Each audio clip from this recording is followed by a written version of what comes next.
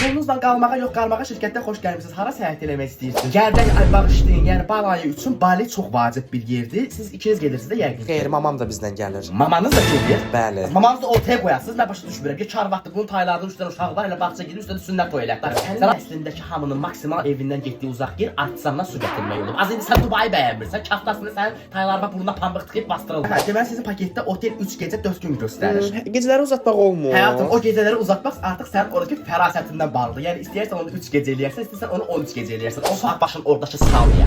Soğuk başı dur qarsın elə orada. Allah haqqı mən bezmişəm bu cəmaatın əlindən. Elə bir qaraçı göndərirsin ona, adam yox. Xahiş edirəm, Yunanstana gedəndə oradakı Yunan oğlanların Instagramlarını alıb onları başı xarab eləməyin. Siz ora Yunan tanrısı tutmağa yox da gəzməyə getmisiniz. Bunu yaddan çıxartmayın. Getdiyiniz oteldə feni, nə bilim şüşəni, güzgünü, yatağı, pərdəni sumkanıza soxmağa çalışmayın. Çünki zaten sonra gəlib o feni mənə yəni edirlər. Ona görə də zəhmət olmasa da ora Bakı, Tbilisi, Boru, Cihan xətti olduğu üçün xahiş edirəm mənə biraz imkan verin, sonra o biraz daralsın.